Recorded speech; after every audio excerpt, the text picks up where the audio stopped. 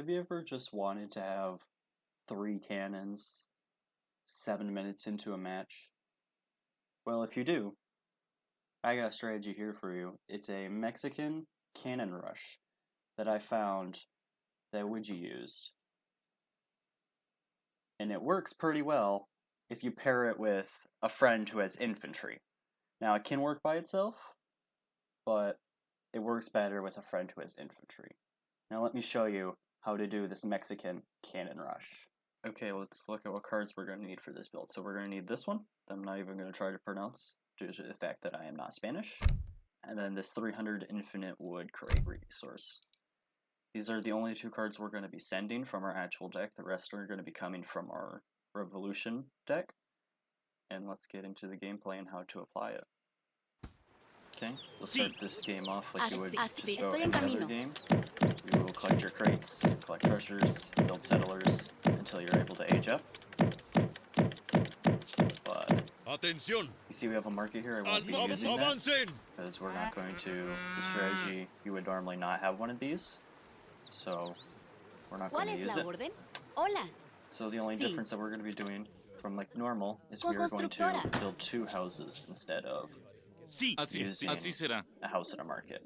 Okay, we have our first card, so we're going to send the Hacienda into settlers first, and then we're going to be placing a forward Hacienda somewhere halfway through the map, in case we ever want to send troops through it as a military point.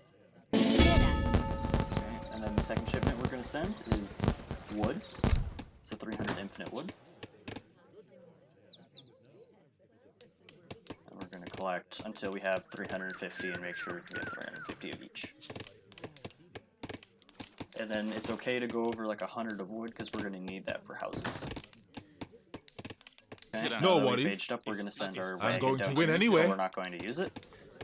We're a little bit behind, so we're going to... So we're going to ship some people more coin, because we need a little bit more coin, which we have. And we're going to take Central America as our revolution.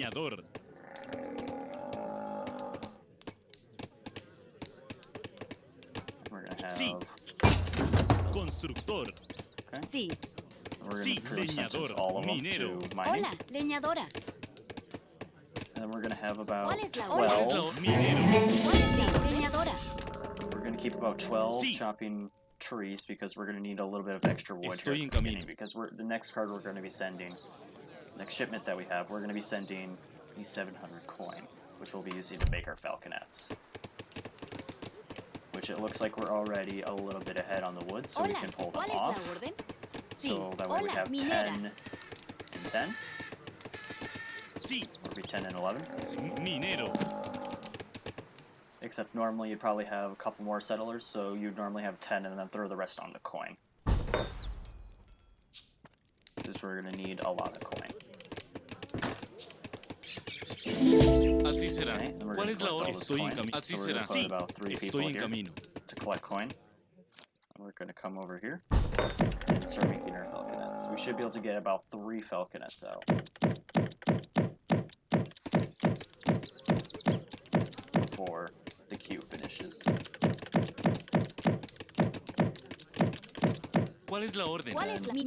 If you want to, you can pull some off, well, to try to squeeze in your 3 falconets. But it probably isn't necessary.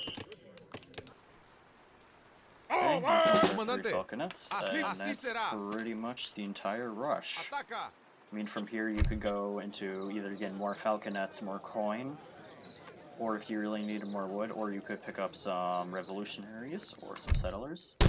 But that's pretty much the basis of it. After this, it's pretty much all up to whatever you want to do. Now, I would recommend you do this with a friend who's going like pure infantry, so that way you can back up their infantry and your cannons, and you could probably have about 4 or 5 cannons. Now let's look into the pros and cons of this strategy. Some pros, you get some cannons really quickly compared to normal. So you have a couple of cannons that you can also use for intimidation. intimidation factor could be a big thing too. Depending on your enemy, they may just like surrender due to there being 3 cannons at their door. Some cons would be that your economy is locked in. Like, you can't change much. Your economy, you can't grow it anymore. It's pretty much stagnant. And the cannons are quite weak to cavalry. So if you're going up against someone like Britain, Germany, and France, you probably don't want to do this unless you have someone who can protect your cannons from cavalry, such as Spain with all their pikes. And that is the Mexican cannon rush. Now it's time to go meme some.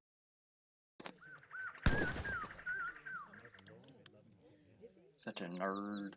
Got wrecked. I don't even know he got wrecked by. I'm just gonna keep